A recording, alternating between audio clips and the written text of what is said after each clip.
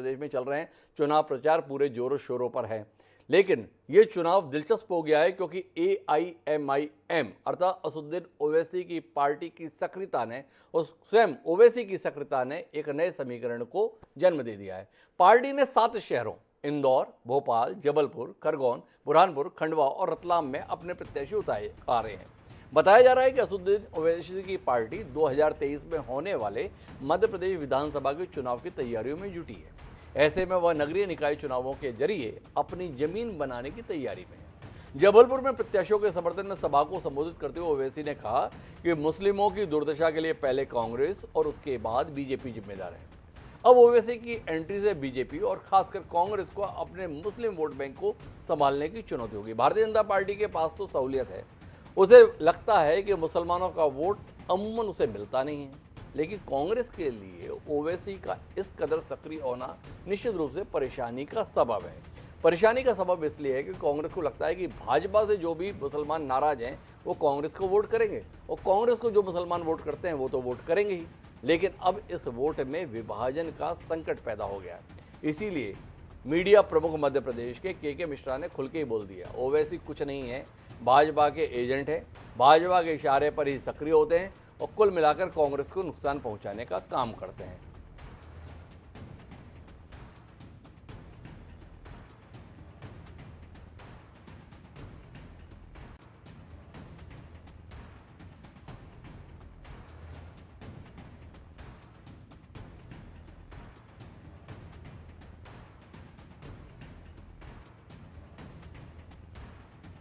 इस मसले पर चर्चा के लिए के मिश्रा जुड़ चुके हैं, जो मीडिया प्रमुख है। उन्हीं से पूछने की कोशिश करते हैं कि आखिर ओवैसी की सक्रियता से इतना ऐतराज क्यों है मिश्रा जी आपको?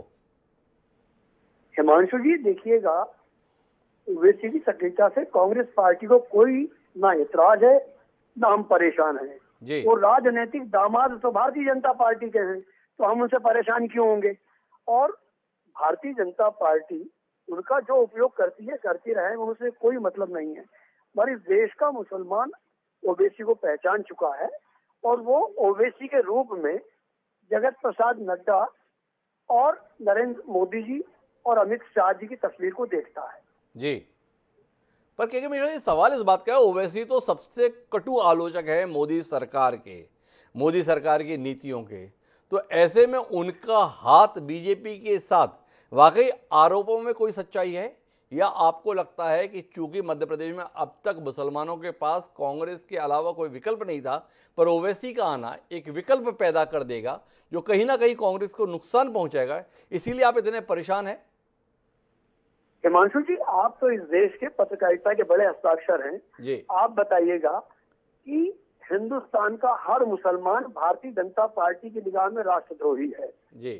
चाहे Mukhtar Abbas Naqvi, Shahnawaz Hussain, me too expert MJ Akbar और ओवैसी, इनको कभी राष्ट्रद्रोही भारतीय जनता पार्टी ने 4 लोगों के अलावा पूरे देश के मुसलमानों को कहा कि ये गद्दार हैं, देश के साथ नहीं है, इनकी भक्ति पाकिस्तान के लिए रहती है, इनके देवता इनके आका पाकिस्तान में है। आप बताइए, इन 4 लोगों के अलावा आपके पास एक भी रिकॉर्ड हो तो आप मुझे बता दीजिएगा कि इनके खिलाफ भारतीय जनता पार्टी ने कभी कुछ बोला हो। और ये वही ओवैसी हैं जिन्होंने हैदराबाद में भारतीय जनता पार्टी की मदद की, ये वही ओवैसी हैं जिन्होंने उत्तर प्रदेश के चुनाव में भाजपा की तर्ज पर, भाजपा के निर्देश पर काम किया, ये वही ओवैसी हैं जिन्होंने डिवीजन ऑफ वोट के लिए बिहार में भारतीय जनता पार्टी की इमदाद की। और अब मध्य प्रदेश में चुनाव है तो भाजपा ने इनका प्लेन का टिकट भी करवा के दिया है, हमारे पास तो ये जानकारी है। तो जब भारतीय जनता पार्टी के ही निर्देश पर ओवैसी चलते हैं तो उसमें आपत्ति क्या है भारतीय जनता पार्टी को? मतलब ओवैसी की हालत इतनी खराब है कि वो अपना हवाई जहाज का टिकट भी नहीं करा पाते के मिश्रा जी? भारतीय जनता पार्टी के किसी नेता ने ही कहा है, जिसे टिकट नहीं मिला था उसने हमें कहा है कल रात को एक डिनर पर जी कि ओबीसी कल आ रहे हैं, टिकट भी हमारे यहीं से उनके लिए गया है। आपसे एक बात जानने में दिलचस्पी है कि ओवैसी का आना क्या कुछ कमाल कर देगा मिश्रा जी? क्या वाकई कांग्रेस को नए सिरे से अपनी जमावट करनी पड़ेगी? क्या ओवैसी की सक्रियता आपकी राह में कोई अड़चन पैदा कर पाएगी, या आपका मानना है कि भले ही भारतीय जनता पार्टी ओवैसी का इस्तेमाल कर रही है आपके अनुसार, पर फिर भी कोई फर्क नहीं पड़ने वाला है? हिमांशु जी, 1% भी कांग्रेस इनको लेकर चिंतित नहीं है जी। 1% भी इनको लेकर चिंतित नहीं है। लेकिन मेरा सवाल इसलिए कि जिस व्यक्ति के संदर्भ में भारतीय जनता पार्टी रणनीति के तहत काम कर रही है, उनका टिकट तक का इंतजाम कर रही है, तो भाजपा ने कुछ सोचकर ही इतना महत्व दिया होगा, इतनी तवज्जो दी होगी, और फिर भी आप चिंतित नहीं है और आप मान रहे हैं कि 1% भी फर्क नहीं पड़ेगा। भारतीय जनता पार्टी के तौर तरीकों को लेकर आप इतना हल्का आंक रहे हैं, कहीं गलती तो नहीं कर रहे मिश्रा जी आप? नहीं हिमांशु जी, इसलिए हम चिंतित नहीं है कि भारतीय जनता पार्टी का चरित्र और उनकी विचारधारा का चरित्र कांग्रेस पार्टी और यह देश आजादी के बाद से ही और आजादी के संग्राम से आज तक देख रहा है कि इनका चरित्र क्या है। डिवाइड एंड रूल, हिंदू मुसलमानों को लड़वा कर रखो, अपने स्वार्थ के लिए चाहे जिस राष्ट्रद्रोही से भी इनको समझौता करना पड़ता है तो ये लोग कर लेते हैं। इनका राष्ट्रभक्ति, इनका धर्म, इनका हिंदुत्व सिर्फ पाखंड है, सरकार बनाने और आर्थिक समृद्धि का माध्यम है, जैसा मैं बार बार कहता हूँ। एक सवाल और करूंगा मिश्रा जी, आदमी अतीत से सबक लेता है। ओवैसी उत्तर प्रदेश चुनाव में भी सक्रिय हुए और राजनीतिक विश्लेषकों का ऐसा आकलन है कि भारतीय जनता पार्टी की जीत और विपक्ष के हारने में एक बड़ी भूमिका उनकी रही, क्योंकि वोट कटवा पार्टी के रूप में उन्होंने अपनी भूमिका बखूबी निभाई। ऐसी भूमिका निभा चुके ओवैसी की पार्टी को लेकर आप जैसा संजीदा प्रवक्ता कह रहा है कि हमें कोई चिंता नहीं है। मैं फिर दोहरा रहा हूं आपसे सवाल, गलती तो नहीं हो जाएगी अगर चिंता नहीं करेंगे? हिमांशु जी, इसलिए हमें चिंता नहीं है कि जैसे हमारे लिए नरेंद्र मोदी हैं, जैसे हमारे लिए जगत प्रकाश नड्डा हैं, जैसे अमित शाह हैं, डार्क एडिशन के रूप में हमारे पास ओबीसी हैं। हम इनको कोई अलग से राजनीतिक दर्जा या राजनीतिक खतरा के रूप में नहीं देखते हैं।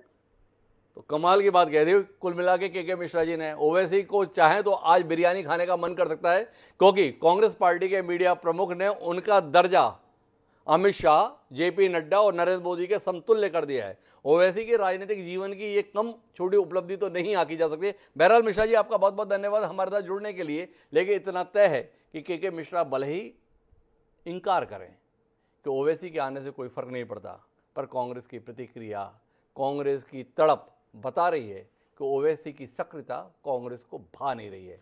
लेकिन भाजपा को ओवैसी का आना कितना भा रहा है, ये जरूर हमारे लिए दिलचस्पी का विषय रहेगा। तो जब भी मौका मिलेगा तो इस पर भाजपा से भी हम बात करेंगे। लेकिन अब